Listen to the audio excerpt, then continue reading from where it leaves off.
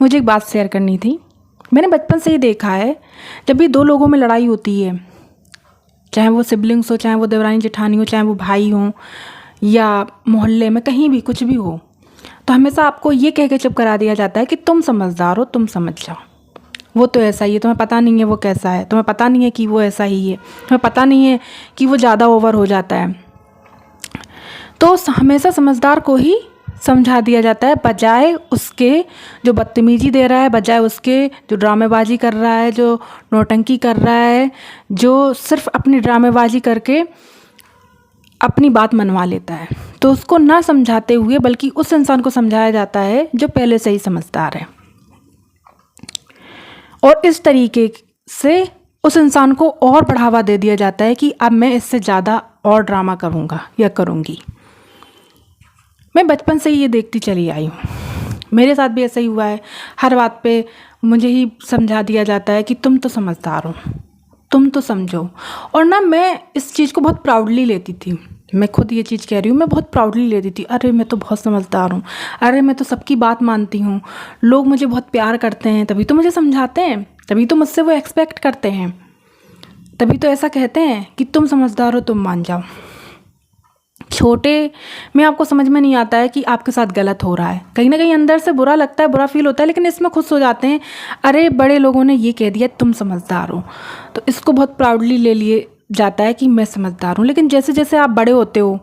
जैसे जैसे चीज़ें और आपके सामने आती हैं, आप और ऐसे लोगों से मिलते हो जो बदतमीज़ हैं, नहायत ही बदतमीज़ हैं, जो अपने ड्रामेबाजी से, अपनी नौटंकियों से, अपने रोने धोने के ड्रामे से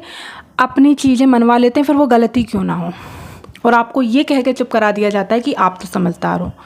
और आप इतने समझदार होते चले जाते हो, आप इतने समझदार होते चले जाते हो कि आप हर चीज़ को इग्नोर करना शुरू कर देते हो, हर चीज़ आपकी ज़िंदगी से फिसलती चली जाती है, हर वो चीज़ जो आपको पसंद है, हर वो चीज़ वो जो आपको नहीं करनी है, हर वो चीज़ जो आपको चाहिए थी, कुछ भी हो फिर आपकी ज़िंदगी में, आप सब सेक्रीफाइस कर देते हो, सिर्फ और सिर्फ इस वजह से कि आप समझदार हो, क्योंकि आपसे यही एक्सपेक्ट किया जाता है कि आप समझदार हो। हमेशा जो रूड इंसान होता है, जो बदतमीज होता है, जो लाउडली बात करता है, जो ड्रामा करता है, ड्रामा क्रिएट करता है, हमेशा लोग उससे डरते हैं, लोग उसकी हर बात मानते हैं, अरे ऐसा उनको कर दो, कोई भी हो, ये मैं सिर्फ लड़ाई की बात नहीं कर रही हूँ, मैं कोई बच्चे की बात नहीं कर रही हूँ, बड़े भी, जो बड़े भी होते हैं, जो बहुत जल्दी गुस्सा कर जाते हैं, कोई आपके यहाँ मेहमान आते हों और उनमें से एक मेहमान ऐसा हो जो बहुत जल्दी गुस्सा हो जाता हो, बहुत रूड व्यवहार हो उनका, बहुत ही लाउड व्यवहार हो उनका, तो आपने ये नोटिस किया होगा, घर पे सबसे ज़्यादा ध्यान उन्हीं रिश्तेदार का दिया जाता है जो बहुत ज़्यादा ड्रामा क्रिएट करते हैं, बजाय उनके जो आपके हर वक्त काम आते हैं, आपको हर वक्त आपके लिए खड़े रहते हैं। तो उन्हें तो इग्नोर कर दिया जाता है, बल्कि उन रिश्तेदार को ज़्यादा तवज्जो दी जाती है, ज़्यादा उनकी आवभगत की जाती है जो थोड़े रूड हैं या जो ज़्यादा गुस्सा हो जाते हैं, जल्दी गुस्सा हो जाते हैं। देखा होगा आपने अपने यहाँ। तो मेरा क्वेश्चन ये है कि क्या बुरा व्यवहार इसलिए बर्दाश्त करना चाहिए, इसलिए सहन करना चाहिए क्योंकि उसे सुधारने की हमारे में हिम्मत नहीं है, उन्हें बदलने की हम में हिम्मत नहीं है, या उनसे कुछ कहने की हम में हिम्मत नहीं है, या रास्ता बचाने के लिए हम उस रूड व्यवहार को, हम उस बदतमीजी को बर्दाश्त करते चले जाते हैं। और सामने वाला पर्सन अपने उस बिहेवियर को इतना सही मानने लगता है कि वो फिर किसी की नहीं सुनता है, वो बदतमीजी करते करते करते इतना बढ़ जाता है, इतना बढ़ जाता है कि उसे खुद वो गलत लगता ही नहीं है, उसे लगता है कि मुझसे तो सब डरते हैं, मेरी तो सारे बात मानते हैं, मेरे तो आगे पीछे घूमते हैं। तो ये कितना सही है कि हम सही इंसान को तो दबा रहे हैं, हम सही इंसान को तो कंट्रोल कर रहे हैं, जो समझदार है हम उसे तो कंट्रोल करते हैं, उसे उसकी खुशियाँ छीन लेते हैं, उसकी ज़रूरतें छीन लेते हैं, लेकिन जो बदतमीजी दे रहा है उसकी सारी ख्वाहिशें पूरी करते हैं, बजाय इसके कि उसे उस गलती का एहसास कराया जाए कि नहीं तुम गलत हो, नहीं तुम्हें ऐसे बात नहीं करनी चाहिए, या तुम्हारे इस व्यवहार से चीज़ें सही नहीं होंगी। अगर हम शायद पहली टोक लगाएं तो वो इंसान शायद खुद में सुधार लाने की कोशिश करे, लेकिन मैंने ऐसा नहीं देखा है, मैंने अभी तक ऐसा नहीं देखा है कि जो इंसान वाकई में बदतमीजी करता है, जो इंसान वाकई में रूड होता है या गुस्सैल होता है,